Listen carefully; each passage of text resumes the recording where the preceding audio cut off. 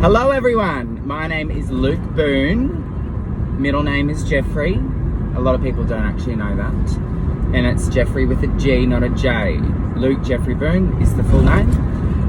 And I have been given a few questions to answer, so I thought I'd make a video. And while I do that, I thought I would take you on a very romantic drive. So I hope you enjoy my little journey. So, first question is, how long have I been skipping? So this is my 18th year. 18, not 80, not that old. 18, I started when I was 11 years old. So you can work it out. Pushing 30, 29 this year. It's obviously been majority of my life.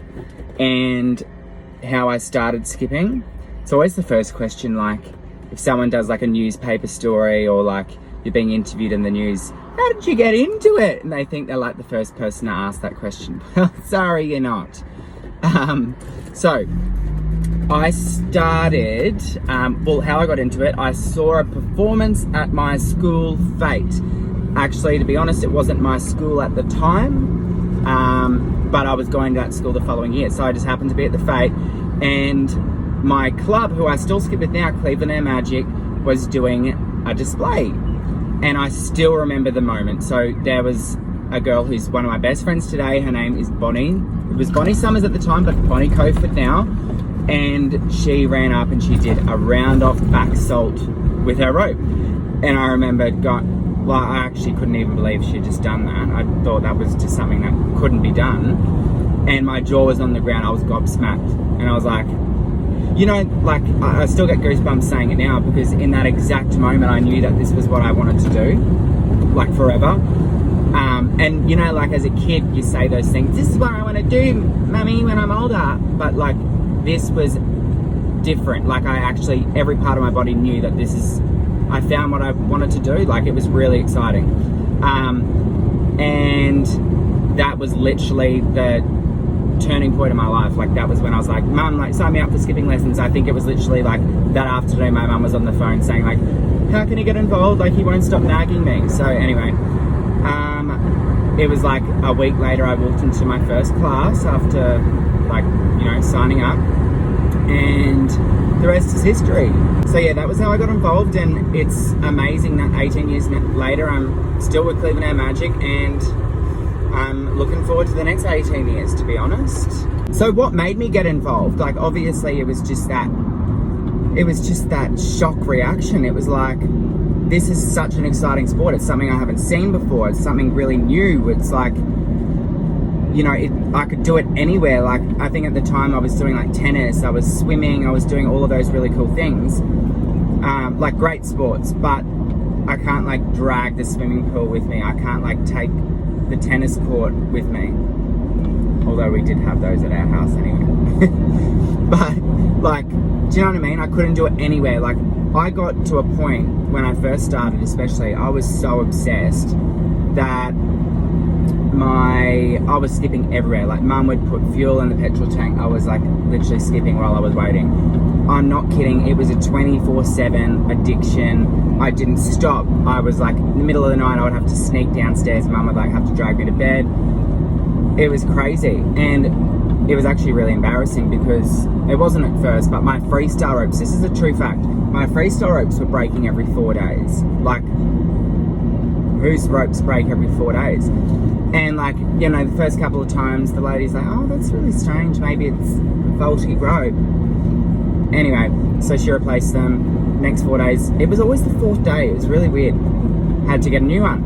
And it was starting to get really embarrassing, because she's like, what is he doing? Anyway, the rope shop lady at the time said, it's really strange because like, oh no, I just missed the exit. Anyway, the rope shop lady at the time said, you know, the other girls who were skipping, like their ropes, they've had the same rope for like 2 years. I was like, oh. So like maybe I was doing like the equivalent of 2 years of skipping in 4 days, I don't know. But that's how much I was skipping, like it was a lot. Went a little bit off track there, I can't even remember the question. What drew me to the sport. So yeah, anyway, that's what it was. I could do it anywhere, and I definitely took advantage of that. I did do it absolutely everywhere. I think the other thing that I love so much about the sport is that you can be as creative as you want. Like, when I was younger, I was actually quite an introvert. I liked working on things at my own pace. I liked doing things my own way. I was always a little bit different. And so, like, when I would get home from school or whatever it was, like, I would just keep working at things and keep going until I would get something, and like then I would try doing it a different way, and I would make up new things. And like, I thought that was really, really cool, is the fact that you could create your own things in a sport. Like, tell me other sports you can do where you can like create new skills all the time. Like I guess you can do that in other sports, but I just feel like with skipping rope there are so many more variables, because you can have the gymnastics element, you can do them in a power element, you can do them in like a rope manipulation element, you can do it in a different direction, you can do it in forwards and backwards, you can like the list just goes on. So anyway, that is definitely something that really drew me to it. My earliest memory, and I do remember at my first competition ever, it was called the Cleveland Magic Open, and actually we had skippers from other states coming up. That was when I first met TK and other people. And TK had an incredible skipper at the time called Kieran skipping, and Miss Barker was, I don't know whether she was trying to make me scared, but she's like, you got a double Jamie in your routine, Kieran will have triple Jamies. So she was like really using that to like push me and make me better and stronger. Anyway, I remember in that competition, I did end up winning it, but I landed flat. Like, I squashed my hands. I did a mule kick AS double push-up, and I got stuck in the AS to double push-up, and I like squashed my hands. I was like, ow! But I had to keep going. Which I did. So yeah, that was definitely an early memory of mine in the sport. Okay, next question. What is my proudest achievement? It's tough. That's a tough question, because in 18 years, like, I've been fortunate enough to have, you know, I've achieved some great things in the sport. I've obviously worked hard for those, but I would say, probably being the Open Freestyle World Champion for 10 years straight. So that was from 2006 to 2016 in the individual freestyle event that was. So that was pretty cool. And I think with that, probably winning 3 consecutive all-round world titles in a row. That's what consecutive means, I guess. And my other proudest achievement would be in team skipping. I love team skipping. With my team of 5, we've remained undefeated in any team competition since I started skipping, which is amazing. So that's at like, yeah, regional, state, national and international level. So yeah, that would be my proudest achievement. Okay, something funny that's happened to me in the sport. Well, if anyone knows me well enough, they'll know that just weird things happen on the daily. So it's very hard to pick out a certain moment over the last 18 years. But actually, one thing that just came to mind, 2012 it was, World Championships. Emily Edmonds and I were going up to receive the silver medal in our pairs freestyle. Very close to first. Anyway, we got called up and I ran straight up onto the first podium, and everyone's like, Luke, what are you doing? And I was literally stood there like waiting to get my medal, and then they're like, Luke, you got second. They're like, no. Anyway, I was like, oh my god. I was actually really embarrassed. Anyway, that happened. Next event was called up. It was the 4-person, and we actually won gold in the 4-person. And as we were walking up to the podium, I slipped as I stepped onto the first block and smashed my knee, and it made this massive loud bang, and the whole auditorium went silent. And then everyone saw it as me on the ground. I was like a little mouse. And everyone just like cracked up, because it was just like 2 things in a row that I'd just done. And it was like being live streamed around the world, so people were like like screen recording it and like posting it on Facebook. It was pretty funny, but at my expense. I think another really funny thing that happened, like, it was just one of those had to be there moments. I was in London. It was 2005 and we were traveling for the British Open, and then we had Junior Olympics after that, but we were in London for the British Open. The competition was in Loughborough, but anyway, I'm getting sidetracked again. So we were at Buckingham Palace, and this lady, like really old lady, came over with a punnet of strawberries, and she goes, it was like it was out of a movie. It was like I was a cartoon, and she goes, strawberries for your sport? And they were like the most rotten strawberries I'd ever seen. And it was crazy because we had just done like a little performance outside Buckingham Palace, and then this, like, as if that would even happen, this old lady walked over. Strawberries for your sport? It's like when the witch rolls the apple to Snow White and says, take a bite, my pretty.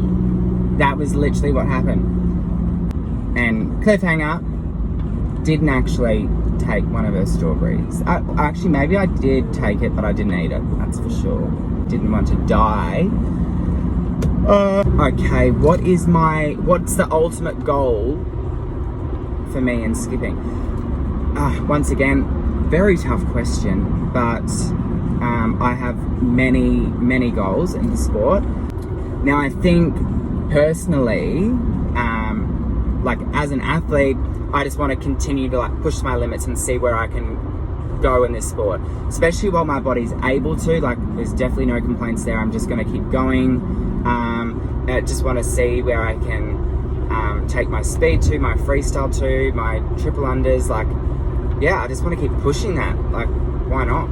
And I've been competing at a world level since 2004, so it's been a long time, and I'm still competing in the world competitions. You know, I've been involved in the sport for a period of time where the style of skipping has constantly changed, and like to constantly stay at the forefront of that and like, you know, push myself creatively and all of those things it's obviously really challenging for anyone. But yeah, I just think I love that part. Like, I want to be continuing to do that. So that's definitely a goal for me, to just see where I can go in the sport. And I think the other thing is I want to be a big part of the growth of sport. That is one of my goals, to like, you know, blow the sport out of the water and really put it on the map in Australia. And, you know, I want to be able to look back when I'm older and be like, you know, because of that decision I made, like, I had a massive impact on the way skipping is now in Australia. Like, there's massive growth. And I think around the world right now, the sport is growing quite significantly, which is fantastic. But, you know, we're being recognized by some of the biggest world sporting bodies, which is incredible. I think the ultimate goal for every athlete in the sport and coach and any rope skipping enthusiast is to see skipping at the Olympic Games. Like, come on, it is the perfect sport to be in the Olympics. It is on track to get there, which is incredible. So I think that is the other ultimate goal, to, in some way, whether it's as an athlete or as a coach or as a commentator, to be involved in the sport when it's at the Olympic Games. That would be the ultimate goal. Let's get it there. Let's do it.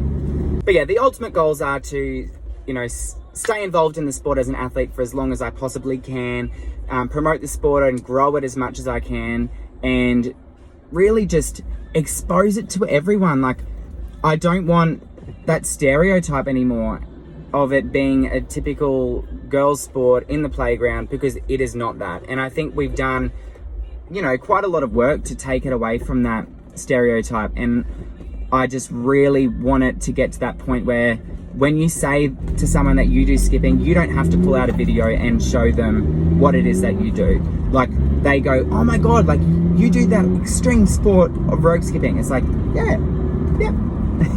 You know what I mean? Like, how annoying is it when you say to someone, oh, I do rope skipping, they're like, I did that, I did it too. I was really high up in the school team. It's like, yeah, it's kind of like that. When it's actually very different. And you know, it's a beauty of skipping is you can whip your rope out of your backpack, but like you've got to show people a video for them to understand what it is, and it would be just so cool to get to that point where you don't have to do that. You know, people just understand that there's an extreme sport behind rope skipping. Okay, so let's go to the next question. So the next question I've kind of already answered. What do I hope for the future of the sport? So I hope for the sport to be in everyone's lives. I hope for the sport to get to the Olympic Games. I hope for there to be incredible leadership in the sport, not just from like a board perspective, and I think we've already nailed that, but I think also from an athlete level, like we need to have great athlete leaders, and I think around the world we've nailed that too. I think I just think there is a really bright future in this sport, regardless of whether I'm in or out of it. Obviously, I will be involved. I will not be throwing away the rope anytime soon. But, I mean, I just know how much this sport has had a huge impact on my life. And I hope people see it the way that I got to see it, so that it can have just as much of an impact on their lives as it has on mine. Like, it is the most incredible sport. It really is. It has everything. And I'm not being biased right now. It is an individual sport. It's a team sport. Anyway, I'm just going to get carried away if I keep talking, so I'm going to go to the next question. Hey, can I please get a bottle of water? Yeah, 600 ml. And a large fries. And can I also get a large frozen Coke? And a hash brown. Don't worry about the hash brown, that's fine. Caught out. Oh, I didn't. Thank you. You too. Okay, so the next question. A fun fact about me. So it's got to be fun. And it's got to be a fact. I guess that's why it's called a fun fact. I am actually in the bloodline of the royal family. Believe it or not. So I'm technically a prince. I'm just kidding. That'd be cool though. It's got to be a fun fact. It can't be fun fiction, although that's kind of a cool name for something. Fun fact. Fun fact. Terrible multitasker. I actually was practically allergic to everything under the sun when I was younger. Like, Mum would give me like a plastic container for my food and I would like react to it, break out, but that's not very fun, is it? So we won't use that one. I don't like tomatoes. It is a fact, but it's not fun. I used to think I had superpowers when I was younger.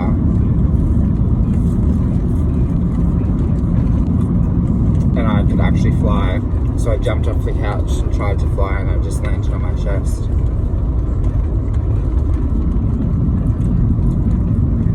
I feel like it's not a fun fact, that's just something stupid that I did, you know what I mean? I can do a couple of impersonations.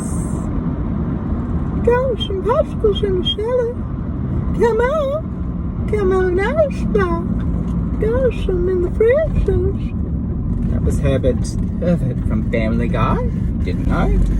I can do a bit of Marge Simpson. Homie, I'm finding myself less attracted to you. And Lisa, help out with this homework. It's kind of it. You know, she always does that.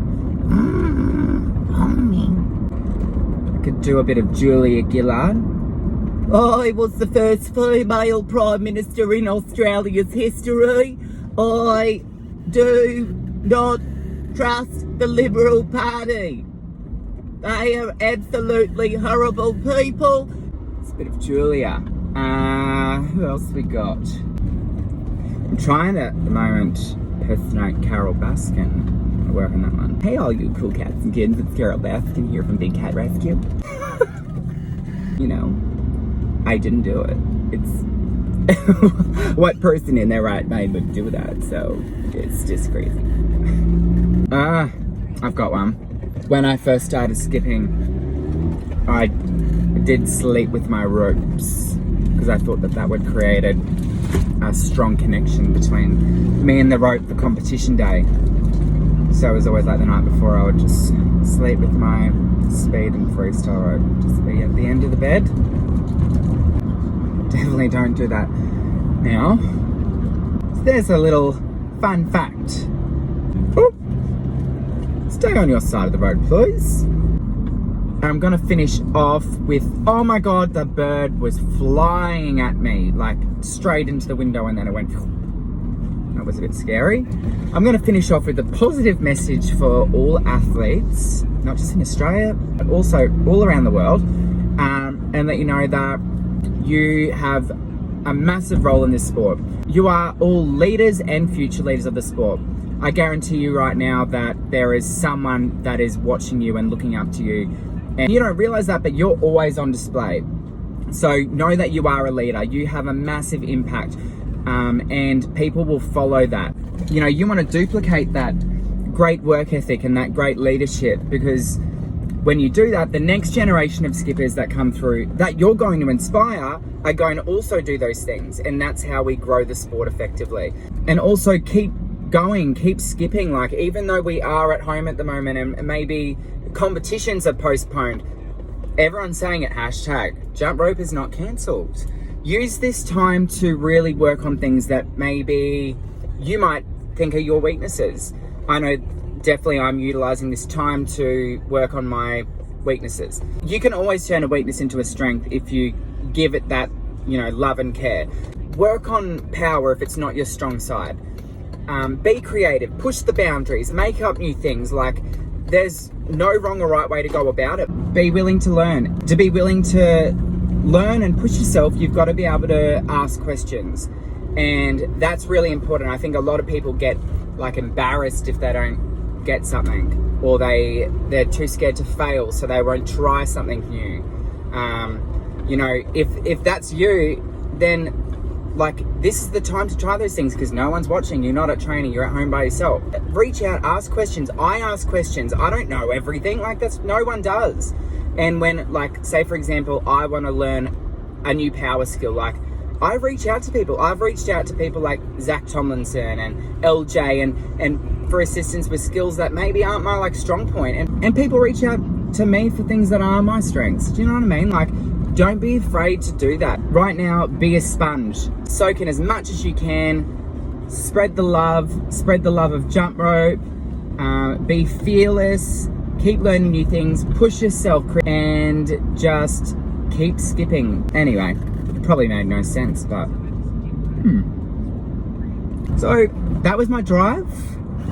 I hope you enjoyed sitting in the car with me while I answer some questions. I just want to say a quick shout out to Skipping Australia for all of the incredible work that you do for our sport. You guys are absolutely amazing. And a huge shout out to my coach, Miss Barker. Everything that I do, my whole life revolves around skipping, and that just would not have been a possibility without her. And obviously there's a huge list of people that I could go on, but that's not the point of this video. But I've got to give credit where it's due, and it is definitely due there. So thank you to you, and thank you to everyone for watching. I love you all, and see ya later.